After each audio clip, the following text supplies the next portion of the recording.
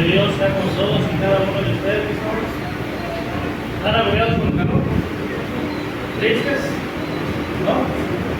¿Estamos bien? Ahí vamos un poquito para que no mueran.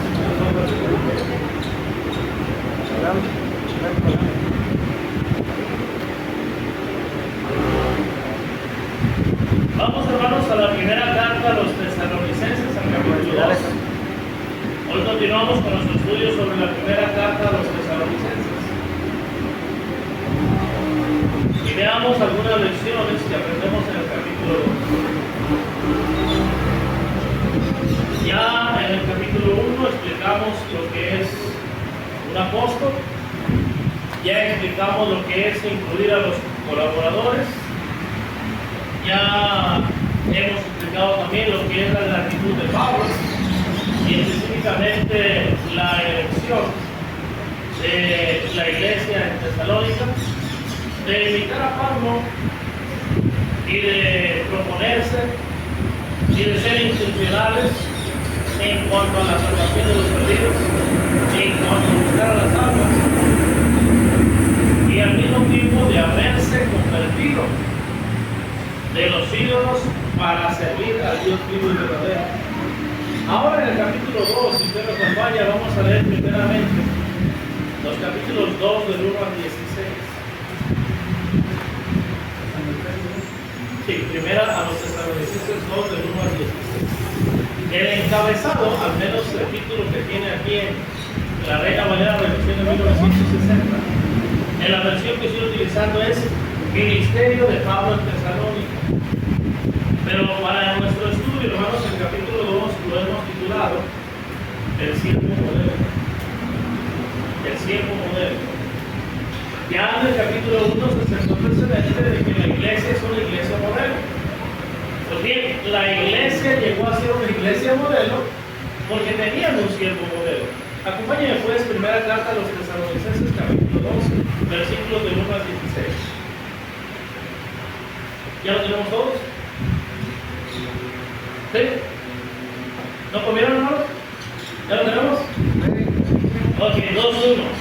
Porque vosotros mismos sabéis, hermanos, que nuestra visita a vosotros no resultó mal, pues habiendo antes padecido y sido ultrajados en Filipos, como sabéis, tuvimos de nuevo en nuestro Dios para anunciaros el Evangelio de Dios en medio de gran oposición. Porque nuestra exhortación no procedió de error ni de impureza, ni fue por engaño, sino que según fuimos aprobados por Dios, para que se nos confiase el Evangelio, así hablamos, no como para agradar a los hombres, sino a Dios que prueba nuestros corazones. Porque nunca usamos de palabras lisonjeras, ¿sabéis? Ni encubrimos avaricia, Dios es testigo. Ni buscamos gloria de los hombres, ni de nosotros, ni de otros, aunque podíamos seros carga como apóstoles de Cristo. Antes fuimos entre vosotros como la nodriza que cuida con ternura a sus propios hijos. Tan grande es nuestro afecto por vosotros, que hubiéramos querido entregaros no solo el Evangelio de Dios, sino también nuestras propias vidas, porque habéis llegado a sernos muy queridos. Porque os acordáis, hermanos, de nuestro trabajo y fatiga, como trabajando de noche y de día, para no ser gravosos a ninguno de vosotros, os predicamos el Evangelio de Dios. Vosotros sois testigos, y Dios también, de cuán santa, justa e irreprensiblemente nos comportamos con vosotros los creyentes. Así como también sabéis de qué modo, como el Padre de sus hijos, exhortábamos y consolábamos a cada uno de vosotros, y os encargábamos que anduvieseis como es digno de Dios, que os llamó a su reino y gloria. Por lo cual también nosotros sin cesar damos gracias a Dios, de que cuando recibisteis la palabra de Dios que oísteis de nosotros, la recibisteis no como palabra de hombres, sino según es en verdad la palabra de Dios, la cual actúa en nosotros los creyentes. Porque vosotros, hermanos, vinisteis a ser imitadores de las iglesias de Judea, pues habéis padecido de los de vuestra propia nación las mismas cosas que ellos padecieron de los judíos, los cuales mataron al Señor Jesús y a sus propios profetas, y a nosotros nos expulsaron, y no agradan a Dios ni se oponen a todos los hombres, impidiéndonos hablar a los gentiles para que estos se salven, así como ellos siempre la medida de sus pecados. Pues vino sobre ellos la ira, dice ahí, hasta el extremo. Así que cuando Pablo escribe esa carta, no solamente da gracias a Dios por la elección de ellos, por su obra de fe, por su trabajo de amor, por su constancia en la esperanza, por ser imitadores de ellos y del Señor, y convertirse en el modelo a seguir por los demás, por convertirse genuinamente y verdaderamente de los ídolos a Dios, sino que también trae a la memoria los sufrimientos que tuvieron en aquel lugar. Vamos a ver, hermanos, el contexto, acompañen. Hechos capítulo 17. Pablo menciona desde que está en Filipos, en este segundo capítulo. Vamos pues allá, libro de Hechos. Usted recordará que en el capítulo 16, Pablo va por medio de una misión. Él tenía otros planes, él tenía otro viaje programado, pero el Espíritu Santo se lo impidió. Y cuando tuvo un sueño de un varón macedonio diciendo: ven a Macedonia y ayúdanos, dio por entendido que el Espíritu Santo le estaba diciendo que quería que fuera a ese lugar, y es como llega a Filipos. Pues bien, ahí se establece la iglesia primeramente por la familia de una mujer llamada Lidia, que era una mujer devota a Dios, una mujer que adoraba a Dios, y también una mujer de oración. Llega, y los primeros en convertirse es Lidia, vendedora de púrpura de la ciudad de Tiatira, que adoraba a Dios, y su familia. Y de hecho son quienes hospedan a Pablo, a Silas, a los que van con él en este viaje. Posteriormente, mientras se establece la iglesia, Pablo y Silas van a ser encarcelados, no sin antes haber sido azotados, y son guardados en el cepo, en el calabozo de Macedonia. El cepo, hermanos, no solamente es que tuvieran grilletes en las manos y en los pies, sino que el cepo era una especie de tablón donde entraban los nudillos antes de las rodillas, impidiendo a una persona que se pudiera sentar, porque estaba recargado a la pared. Entonces no podía sentarse. Imagínense, no podía sentarse ni de día ni de noche. Si doblaba sus piernas, se lastimaban las espinillas, se las fracturaban incluso. No podía acostarse, tenía que estar totalmente parado. Pero Pablo y Silas, en lugar de lamentarse, en lugar de quejar, ellos están adorando a Dios. Ellos están sacando himnos. Usted conoce la historia. Viene un terremoto, las cadenas de los presos se soltaron, las puertas se abrieron, y el carcelero se iba a matar, se iba a echar sobre su espada, pensando que todos habían huido. Y es cuando Pablo clama a gran voz y le dice: no lo hagas porque todos estamos aquí. Y él pregunta: señores, ¿qué debemos hacer para ser salvos? La respuesta icónica de Pablo: creer en el Señor Jesucristo, serás salvo tú y toda tu casa. Y le hablaron la palabra del Señor a él y a todos los que estaban en su casa. Y en aquella misma hora de la noche les lavó las heridas, fue bautizado, les puso la mesa delante y se regocijó con toda su casa de haber creído a Dios. Luego son disculpados, o mejor dicho, les piden disculpas o les piden perdón por haberlos azotado y haberlos puesto presos, siendo ellos ciudadanos romanos. Y de ahí son enviados a Tesalónica. Dice la palabra de Dios en Hechos capítulo 17. Acompáñenme allá, para que conozcamos un poquito, pues, porque Pablo está hablando de prisiones, Pablo está hablando de aflicciones, Pablo está hablando de pruebas en el capítulo 2, y de cómo es que ellos perseveraron, y cómo es que incluso ellos se pusieron a trabajar, aunque podían haberle sido carga a ellos, pues era su deber. Capítulo 17, versículo 1 al versículo 9.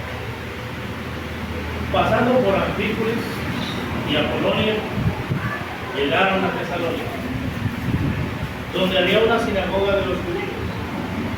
Y Pablo, como acostumbraba, fue a ellos.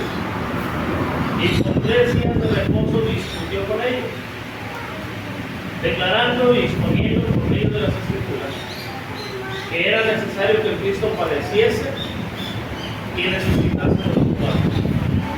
Y que Jesús, a quien yo os anuncio, decía él, es el Cristo. Y algunos de ellos creyeron y se juntaron con Pablo y con Silas, y de los griegos piadosos gran número, y mujeres, dice ahí, nobles, no pocas. ¿Quién va a ser los paréntesis? Cuando ustedes ven, hermanos, de las iglesias de Cristo, a las que Pablo sirvió, Filipos destaca. Una de las razones por las cuales destaca era porque ellos daban sustento económico a Pablo. E incluso no solo en su congregación, sino fuera de ella. Cuando usted, por ejemplo, lee Filipenses capítulo 4, se menciona que cuando él está en Tesalónica, le van a enviar una y otra vez para sus necesidades. Ahora, lo curioso, hermanos, es que dice aquí en el versículo 3, que ahí había creído gran número. Dice el versículo 4, y algunos de ellos creyeron. Es decir, algunos de la sinagoga creyeron y se juntaron con Pablo y con Silas. Y de los griegos piadosos gran número, y mujeres nobles, aparentemente ricas, dice no pocas. En contraste con la iglesia de Filipos, donde solamente se mencionan 2 familias, aquí dice que creyó gran número, tanto de locales como de personas griegas y también personas de la nobleza. Lo curioso es que de ellos, al igual que de la iglesia en Corinto, no van a recibir apoyo, no van a recibir sustento. Versículo 5. Entonces los judíos que no creían, porque de esto es de lo que Pablo está escribiendo ya en 1 Tesalonicenses 2. Entonces los judíos que no creían, teniendo celos,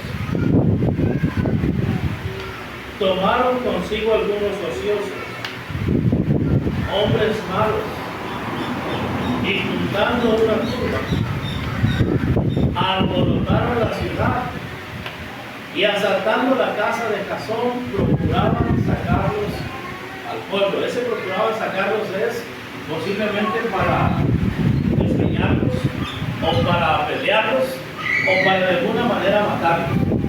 Ese era el propósito. Lo que querían era lincharlos de ahí, de sus contornos, alejarlos de ese pueblo. Ahora, nótese que no fue personas, o mejor dicho, nótese que fue personas que primero simpatizaron, que estuvieron ahí, que escucharon. Seguramente estaban ya ellos en la sinagoga porque querían escudriñar. De hecho, en Juan 5:39, ya el Señor Jesús había sentado el precedente. Escudriñáis las Escrituras, porque a vosotros os parece que en ellas tenéis la vida eterna. Por eso estaban estudiando las Escrituras. Pero cuando llega el Señor Jesús, por celos, es entregado el Señor Jesús a la muerte. Y ahora la historia, años más tarde, casi 18 años más tarde, viene Pablo con el mismo mensaje. Y no es que ellos no crean, no es que ellos no queden convencidos. El problema fue los celos. El problema fue que ellos creían que el cargo de estar al frente era para ellos. Quizás creían que se iba a heredar a sus hijos. Entonces cuando llega Pablo dice ahí que por celos, o otra palabra también sería por despecho.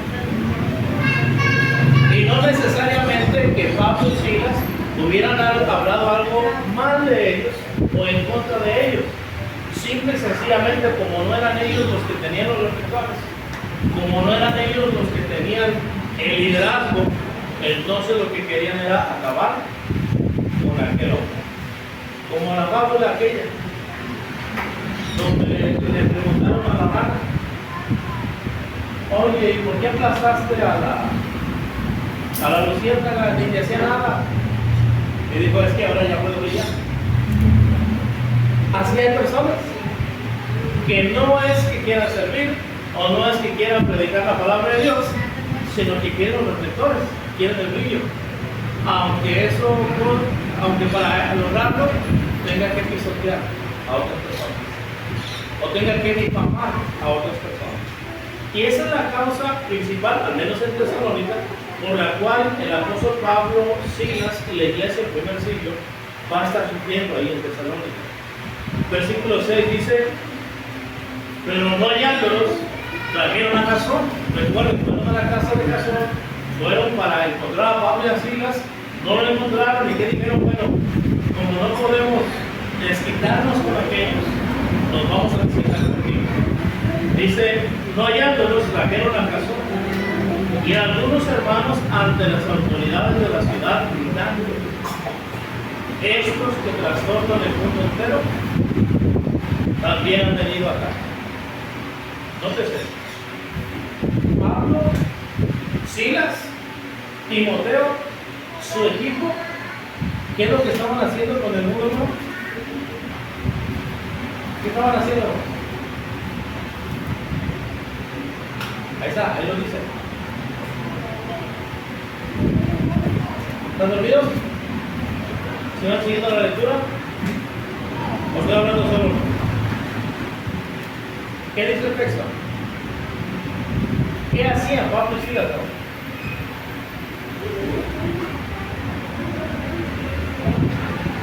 ¿Estos qué hacen?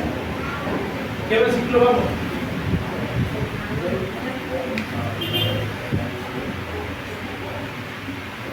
Versículo 6. Dice, pero no hallándolos, trajeron a Jasón y algunos hermanos ante las autoridades de la ciudad, gritando, estos que trastornan el mundo entero. ¿Qué estaban haciendo Pablo y Silas con el mundo?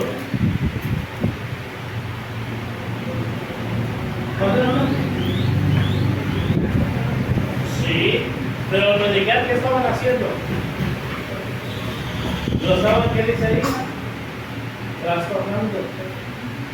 La gente cambiaba su modo de pensar, la gente cambiaba su conducta, la gente cambiaba su religión. Super Derecho 17, regresamos a la primera noticia de los ¿qué es lo que la gente contaba de Pablo y de Silas? ¿A qué se refiere cuando decía que ellos estaban trastornando al mundo entero y habían venido acá también para hacer lo mismo, para trastornarlo? Dice ahí versículo 9, porque ellos, o sea, la gente de afuera, la gente que no es de Tesalónica, de la iglesia ahí, cuenta de nosotros la manera en que nos recibisteis y cómo os convertisteis de los ídolos a Dios para servir al Dios vivo y verdadero y esperar de los cielos a su Hijo, al cual resucitó de los muertos, a Jesús quien nos dio la vida venidera. Entonces, eso era lo que estaban haciendo. A eso se refiere cuando dice que trastornan el mundo entero. Hacían que la religión, hacían que la conducta fuera convertida, fuera transformada.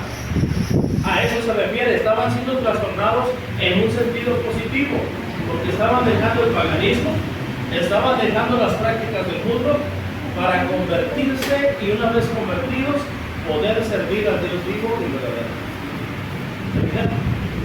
Eso es lo que Pablo y Silas estaban haciendo. Y eso es también lo que la iglesia en Tesalónica copió de Pablo y de Silas. Predicar de tal manera que la gente no solamente descendiera a las aguas del bautismo, sino que realmente fueran crucificadas con Cristo, verdaderamente fueran sepultadas juntamente con Él, habiendo muerto en pecado, para verdaderamente resucitar para vida nueva y vivir una vida de tal manera que estuvieran preparados para la segunda venida de Cristo. Regresando ahí a Hechos 17, versículo 7. A los cuales Jasón ha recibido, es lo que decían estos perversos que habían entrado a su casa. Y todos estos contravienen los decretos de César, diciendo que hay otro rey, Jesús. Y alborotaron al pueblo y las autoridades de la ciudad, y oyendo estas cosas, oyendo estas cosas, pero tenía fianza de Jasón y de los demás, los soltaron. Ahora el versículo 10. Inmediatamente los hermanos se vieron de noche a Pablo y a Silas hasta Berea. Y ellos, habiendo llegado, entraron en la sinagoga de los judíos. Y estos eran más nobles que los que estaban en Tesalónica, pues recibieron la palabra con toda solicitud, escudriñando cada día las escrituras para ver si estas cosas eran así. Fíjense lo que hacían Pablo y Silas. Nada los detenía. Nada iba a impedir que ellos estuvieran predicando el Evangelio, trastornando la mente de las personas y convirtiéndolas de los ídolos a Dios. Porque aquí, en el capítulo 2, versículo 1, de primera de Tesalonicenses, dice en 2:1: porque vosotros mismos sabéis, hermanos, que nuestra visita a vosotros no resultó, ¿qué dice? Es decir, no fue sin algún fruto, no fue pérdida de tiempo. Hermanos, muchas iglesias no crecen, muchas iglesias quedan estancadas. La pregunta es, ¿por qué? Miren, hay personas que lo que hacen es: vamos a despedir al predicador y vamos a contratar a otro. Y luego, no, ese predicador no estaba bien, vamos a despedirlo y vamos a contratar a otro. Y luego, no, mejor contratemos otra vez al primero. No, mejor contratemos a otro. La pregunta es: ¿por qué no están haciendo eso?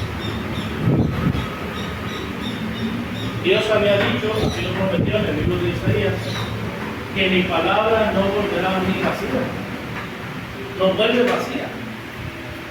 En 1 Corintios capítulo 15 y versículo 58, fíjese la afirmación que hace el apóstol Pablo. 1 Corintios 15, 58.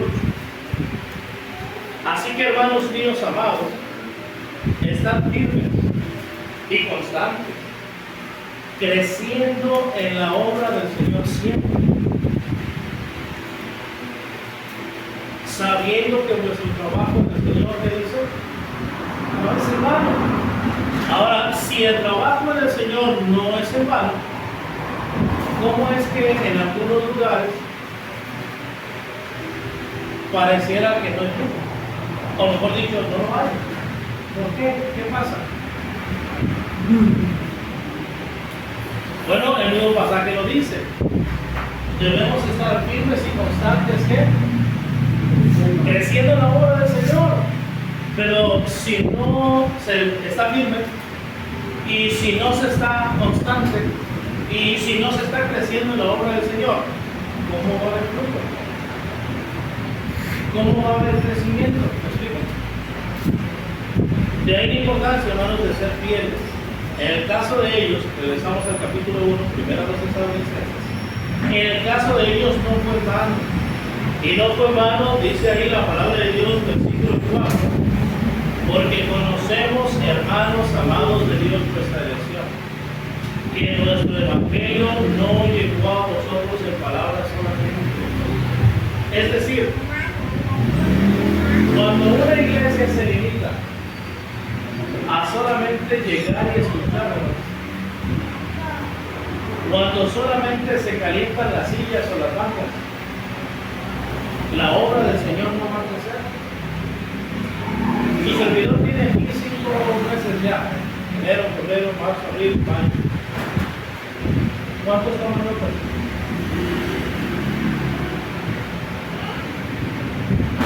Yo estoy seguro que si pregunto de las primeras clases, las primeras lecciones, ¿quién va a poder responder? Aquí mismo, ahorita estamos leyendo hace un momento Hechos capítulo 17, el establecimiento de la iglesia en Tesalónica, y justo acabando de leer el versículo, no estamos prestando atención, no estamos poniendo atención. ¿Se da cuenta? ¿Por qué la iglesia del Señor no crece? El problema está en que no se está dando conocimiento, el problema está en que no se está enseñando, o el problema es que yo estoy distraído, no estoy prestando atención. El problema es que no me involucro, ni siquiera soy para tomar notas. Ahora, ¿cuántos de los que sí tomamos notas las repasamos en casa? Algunas de las clases, no todas, pero la mayoría están grabadas en video. ¿Cuántos están repasando los videos? ¿Cuántos estamos repasando las lecciones? Hechos 17:11, que por cierto nos quedamos ahí en la lectura, dice: y estos eran más nobles que los que estaban en Tesalónica, pues recibieron la palabra con toda solicitud. Y esa palabra con toda solicitud quiere decir con ansia, con desesperación. Como cuando una persona lleva bastante tiempo sin comer y de repente le ponen los panes y por ahí el puré de papas o el arroz y comienza a comer a 2 puños. A eso se refiere, con esa desesperación, con esa hambre. ¿Cuántos de nosotros venimos así a la iglesia del Señor? Insisto, desde el momento en que no tomamos nota, desde el momento en que estamos distraídos, desde el momento en que no volvemos a escuchar la clase o la predicación, desde el momento en que no comentamos, no preguntamos, estamos manifestando nuestro desinterés. ¿Cómo va a crecer la iglesia del Señor así? Estamos viendo el siervo modelo. La iglesia se convirtió en una iglesia modelo debido a que había un siervo modelo. Pero aunque haya el mejor modelo a seguir, si yo no quiero seguir el modelo, si yo no quiero seguir el patrón, ¿cómo voy a crecer? Dice la Escritura allá en 1 Pedro capítulo 2, versículo 1, acompáñenme. Primera carta de Pedro capítulo 2, versículo 1, fíjese lo que Dios dice.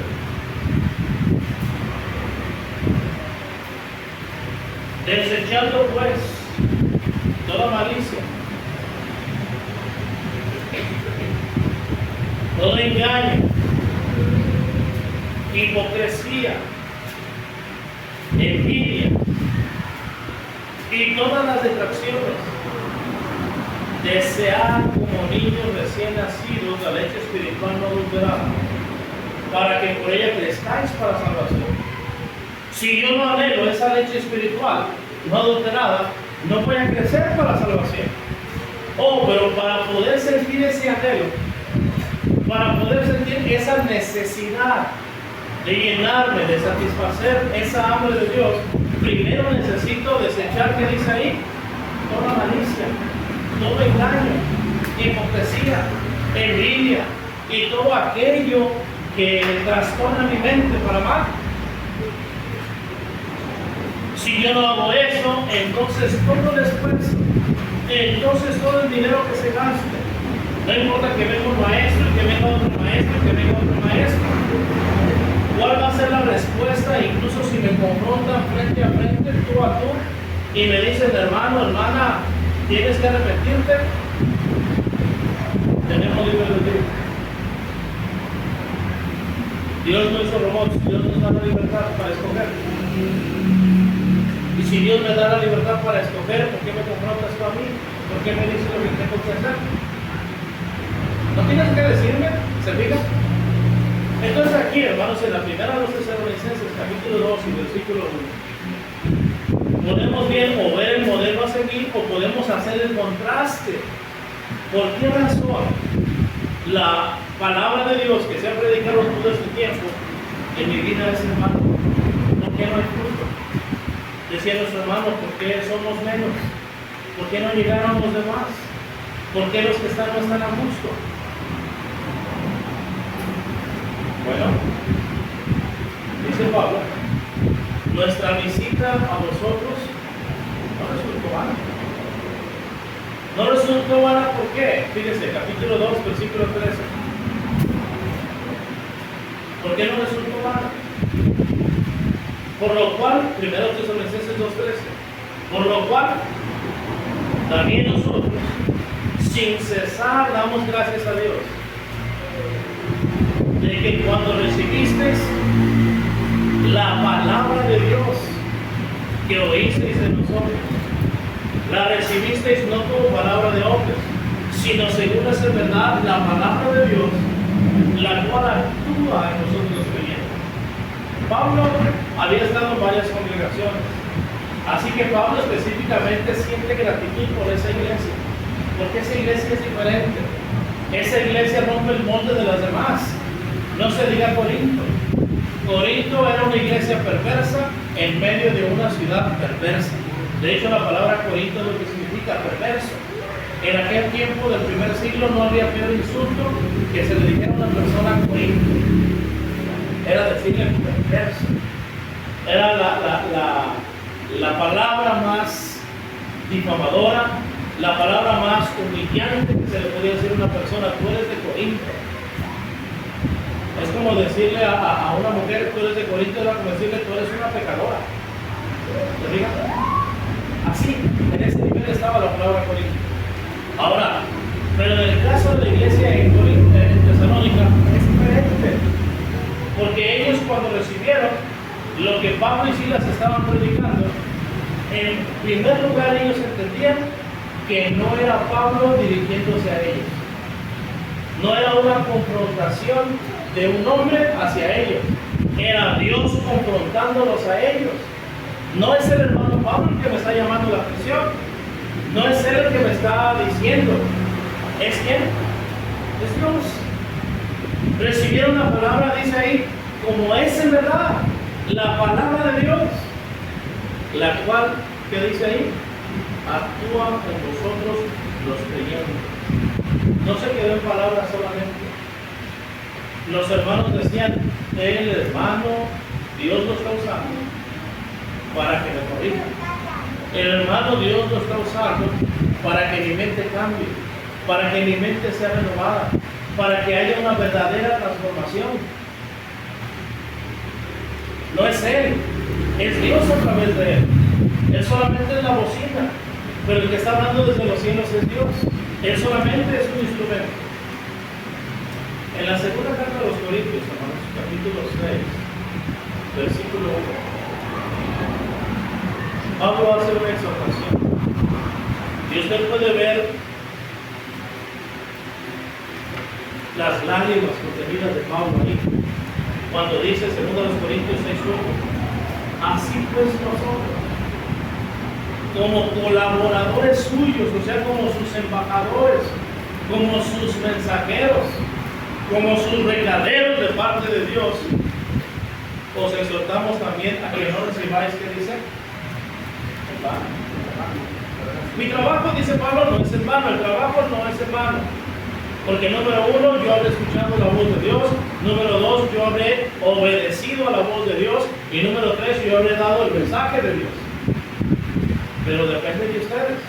Para mí no es en vano. Pero ¿qué de ustedes? Ustedes pueden recibirlo en vano. Usted puede decir, como cuando dicen los jóvenes al papá y a la mamá: ¿y a ti qué? Es mi vida. No te metas. Una hermana, bueno, nunca se bautizó, una señora con lágrimas, nos decía la hermana Sinaí a mí, bien me lo decía mi mamá: hija, ese hombre se ve que te va a golpear, pero me va a golpear a mí, no a usted, no se mete lo que no le importa. Y que así le contestó. Y después lloraba porque decía: no solamente son golpes, el borracho llega tirando balazos. Y a veces nos tira balazos a nosotros. Nomás que viene lo suficientemente borracho y no los ha dado. Se metía incluso al chiquero con los puercos, tapándole a los chiquillos la boca, a los más chiquitos, que no podían quedarse callados, para que no los encontrara aquel cuando llegaba a la muerte. Pero todo consecuencia de qué? El que no oye consejo, ¿qué? No llega.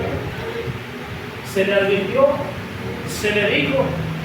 Pero, ¿y a usted qué? ¿A usted qué, mamá? El que se va a casar con él soy yo, no usted. Así le contestaba.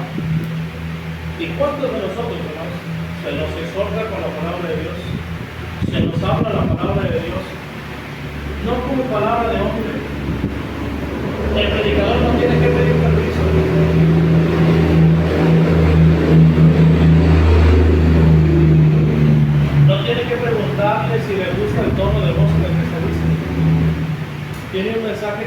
parte de Dios. Y usted decide si lo recibe como palabra de Dios o si lo rechaza como si fuera palabra de hombre. ¿Cuál puede ser la diferencia entre recibir en vano y no recibir en vano la palabra de Dios? Acompáñeme al Evangelio de Juan.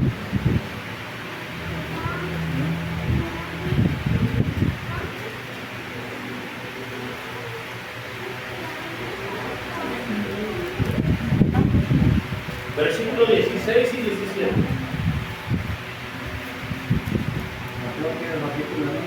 Juan, Evangelio de Juan, capítulo 7. ¿Qué dijo Juan? 16 y 17. Capítulo 7, 16 y 17. Jesús le respondió y dijo: mi doctrina no es mía, sino de aquel que me envió. El que quiera, subraye eso en su mente, en su corazón, el que quiera hacer la voluntad de Dios, conocerá si la doctrina es de Dios o si yo hablo por mi propia parte. Entonces, si la persona no desecha la malicia, si la persona no desecha todo engaño, si la persona no desecha la hipocresía, si la persona no desecha la doble moral, si la persona no se arrepiente, si la persona no se corrige, no va a desear la leche espiritual y por ende no va a crecer para la salvación. Lo dijo el Señor Jesús. El secreto está en que la persona quiera hacer la voluntad de Dios. Si la persona no quiere hacer la voluntad de Dios, va a sentir celos, va a sentir amargura, se va a irritar, se va a enojar, va a buscar represalias. Hay que hacer lo que podamos hacer para que se vaya, para correrlo, para acabar con su reputación, para que ya no esté aquí. Hay que callarlo. ¿Se fijan? Eso fue lo que intentaron hacer con el apóstol Pablo. Bueno, se puede repetir la historia. Entonces, estamos estudiando primero Tesalonicenses capítulo 2. Regresemos ahí, versículo 1. Porque vosotros mismos sabéis, hermanos, que nuestra visita a vosotros no resultó vacía. Es decir, no resultó vacía. No fue sin provecho. Hubo beneficio. ¿Cuál fue el beneficio?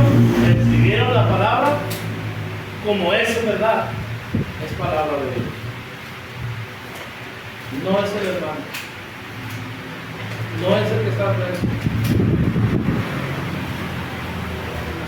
Es palabra de Dios. Y esa palabra hace que yo actúe, no que yo me enoje, no que yo me... Acompáñenme también a Santiago, capítulo 1. Y dése cuenta que esto la Biblia lo repite una y otra vez. Dése cuenta que todos los siervos de Dios estuvieron batallando con lo mismo. Santiago capítulo 1. Versículo 19 a 21. Dese cuenta que es la misma enseñanza, para que no sea un desperdicio de tiempo, para que no sea un desperdicio de dinero lo que se le está pagando al predicador, para que haya fruto.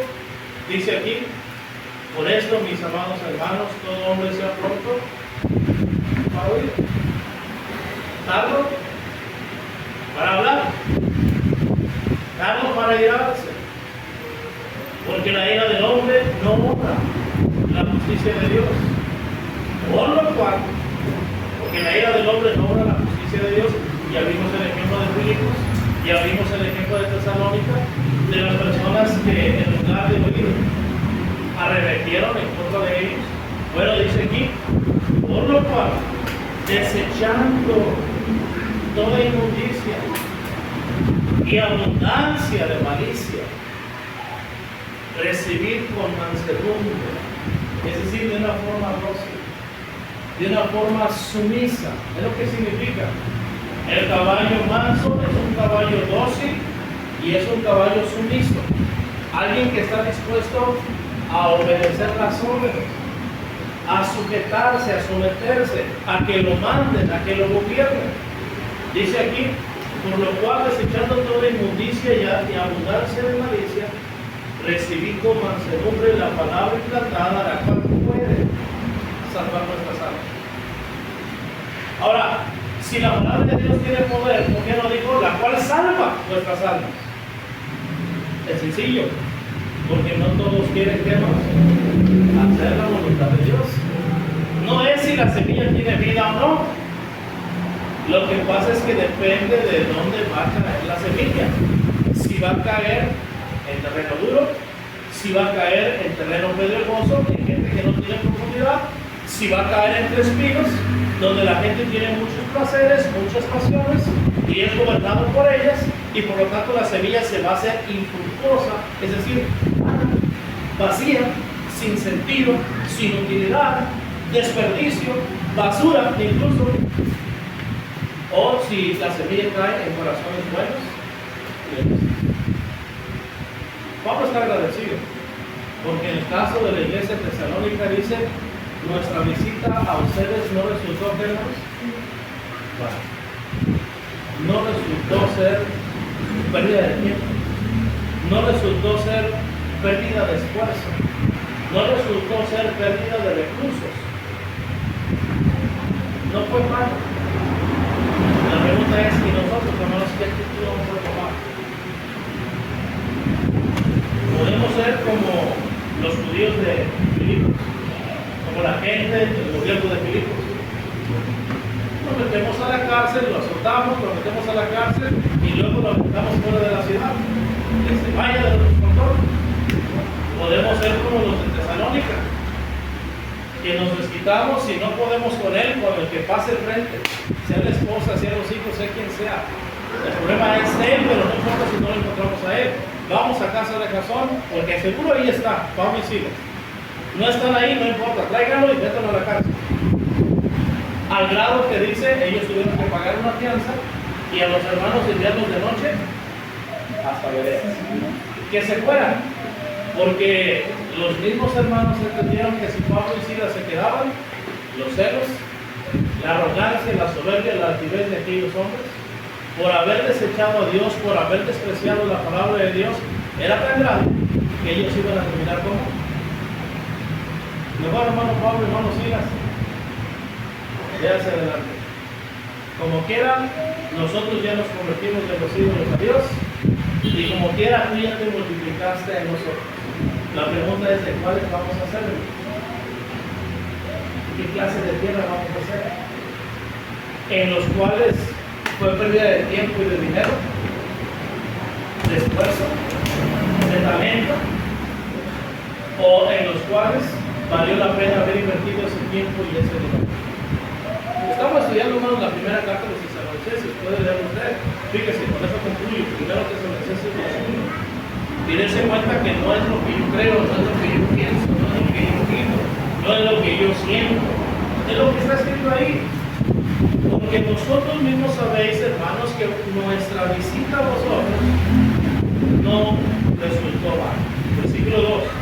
Pues habiendo antes padecido y sido ultrajados en Filipos, como sabéis, tuvimos de nuevo en nuestro Dios para anunciaros el Evangelio de Dios en medio de gran oposición. Ahora, solamente concluyo con este pensamiento. Se entiende que haya oposición de parte de Satanás, ¿cierto? Se entiende que haya oposición de parte de los incrédulos.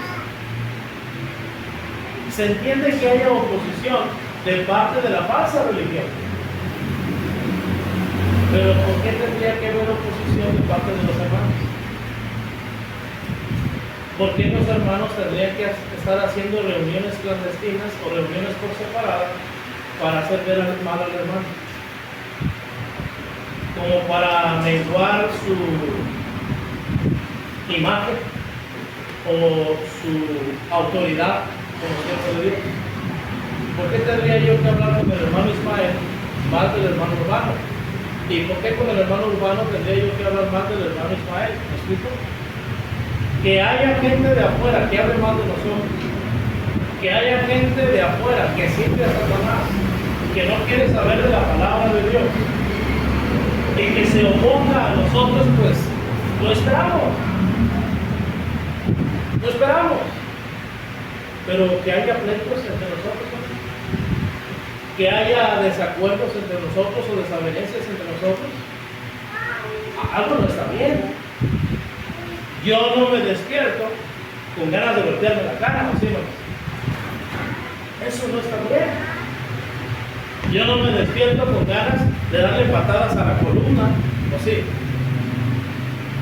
Me voy a lastimar, me voy a hacer daño, voy a dañar mi cuerpo. ¿Cómo voy a tener yo pensamientos en contra de mis hermanos en Cristo? ¿Cómo voy a tener yo pensamientos en contra de los siervos de Dios? No debería ser así. Y si lo hacemos así, entonces todo lo que hagamos para la obra del Señor, cualquier recurso que hacemos, cualquier tiempo tocando puertas, al final resultará ser mal. Porque ya también lo enseñó nuestro Señor Jesucristo. Una casa dividida contra sí misma, ¿qué más? No puede prevalecer. Y un reino dividido contra sí mismo no puede prevalecer. Necesitamos ser unidos. En el caso de la iglesia en Tesalónica, el siervo modelo, el apóstol Pablo dice: me siento honrado, me siento privilegiado y me siento agradecido porque mi visita hacia ustedes. ¿Qué pensarán, hermanos, los hermanos que ya no están aquí, los predicadores que ya no están mantenidos? ¿Qué estarán pensando? Pregúntese usted, ¿qué estarán pensando? ¿En qué concepto me tiene el hermano mío? ¿Me tienen un buen concepto? ¿Me tienen un mal concepto? Si me invitara a colaborar otra vez, ¿se aceptaría? ¿O dirían, hermanos, no, yo gracias a Dios ya salí de ahí, yo ahí no vuelvo? No importa que me paguen el doble o el triple. O tal vez diría, hermano, ¿sabe qué, hermano? Aunque no haya ayuda, yo voy y yo colaboro con ustedes. Yo trabajo con ustedes.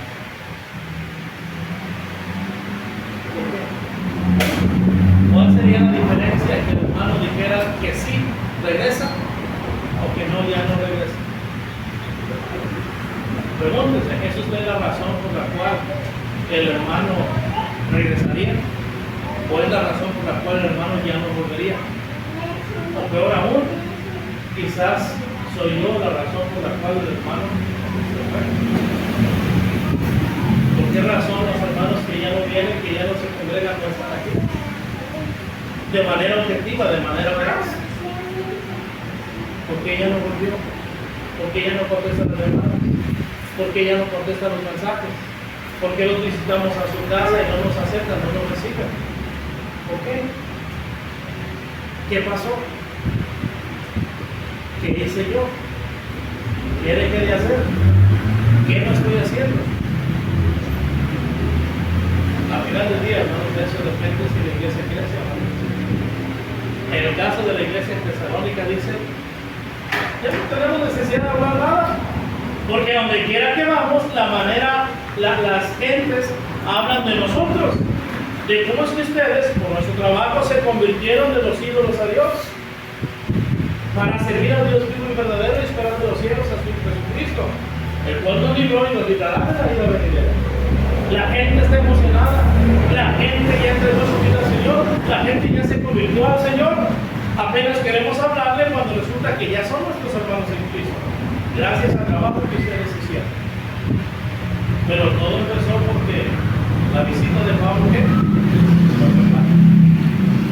Y no fue vano porque ellos desecharon toda malicia, todo engaño, hipocresía, envidia, todas las afecciones, para desear como niños recién nacidos la leche espiritual no adulterada, para poder por medio de ella crecer con nosotros.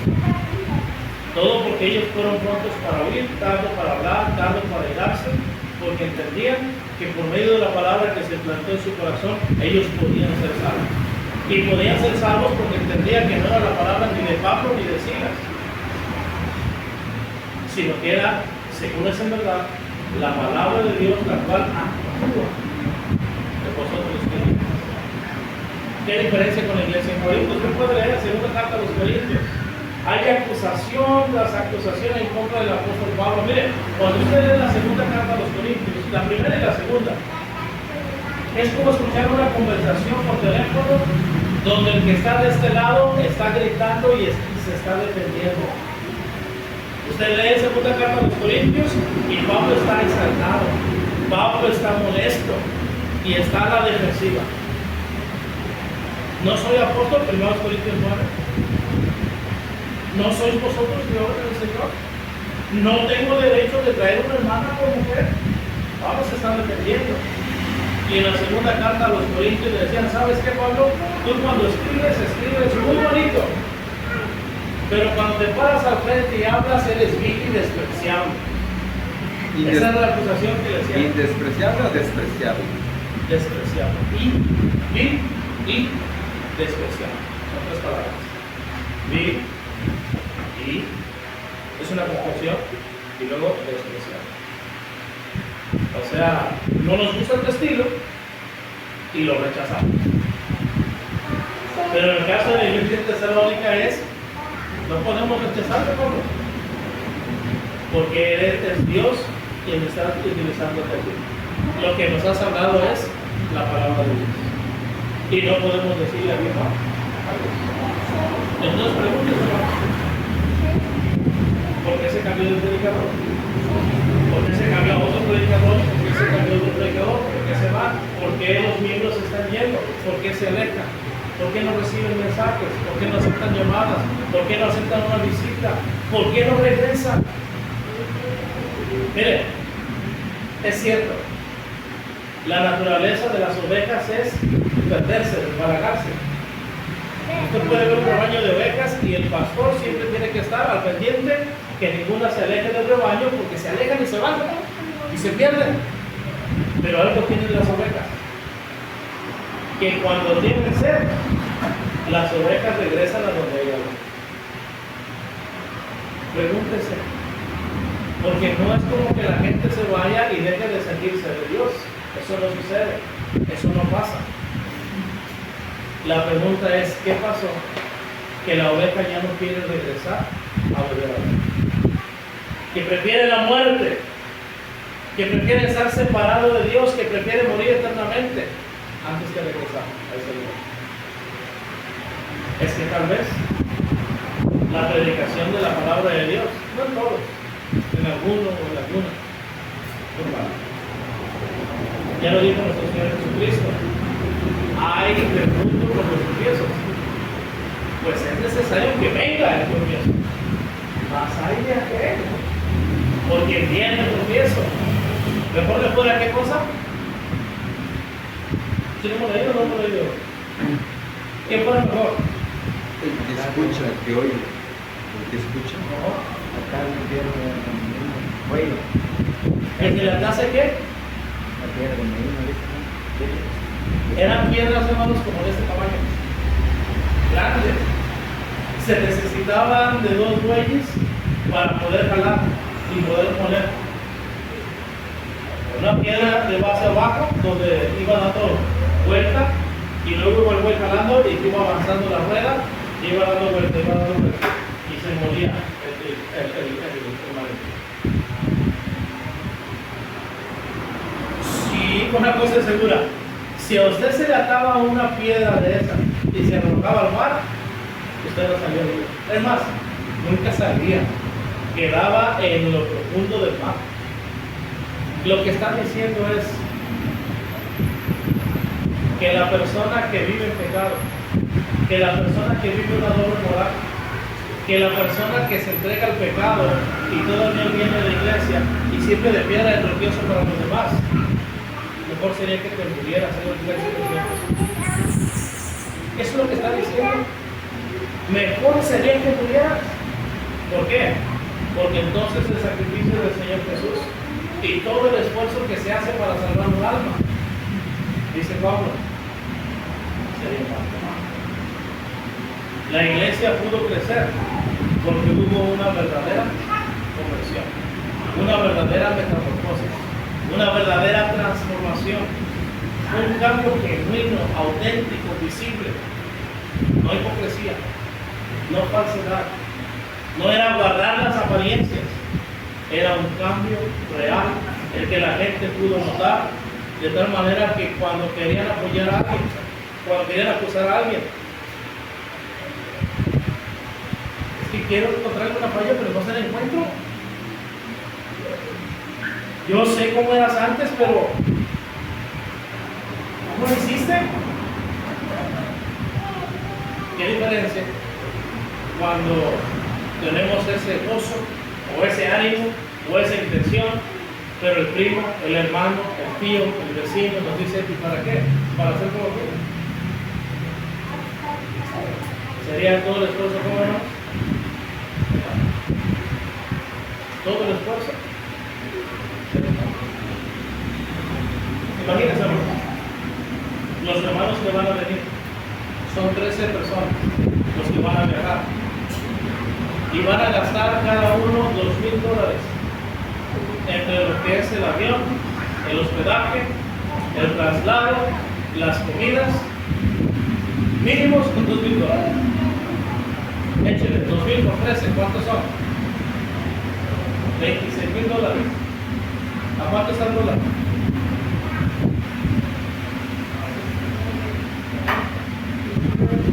$19.40. Vamos a redondearlo. Que fuera bueno, pongan ahí 19.40 por 26,000. Si fueran 25,000 a 20 sería 4. Ahí la pago por 26,000 por 19.40. Según yo son más de medio millón de pesos. 445,000, 26,000. 26,000. 95. Sí, pero 26,000 por 19.40. Ok. 445,900. 19.40, ¿no? 19.40 por 26,000. 504,000 pesos.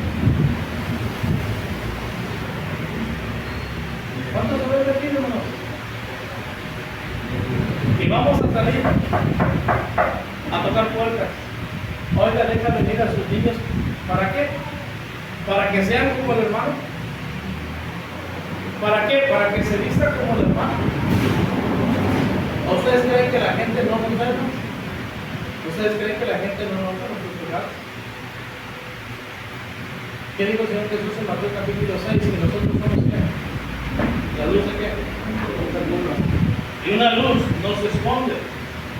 ¿Una luz que hermanos? Usted vaya hablando de forma. Y usted vaya subiendo a la montaña. Y dice, bueno, aquí no vive nadie o qué. Pero pasa de noche. Y usted se va a dar cuenta que sí hay gente, ¿verdad? Donde quiera va a encontrar luces por allá, por acá, por arriba del cerro, abajo del cerro, arriba del cerro, por todos lados va a encontrar que hay gente. ¿Usted cree que nadie lo ve? ¿Usted cree que nadie se dio cuenta? Primeramente Dios se da cuenta. Y la gente del mundo, ¿qué cree?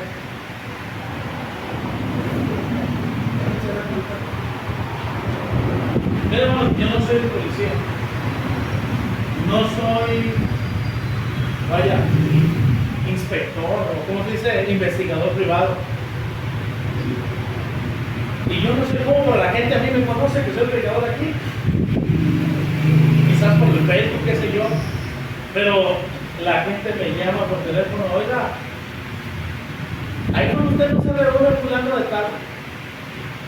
Sí, pues hable con él porque lo vi así, así, así.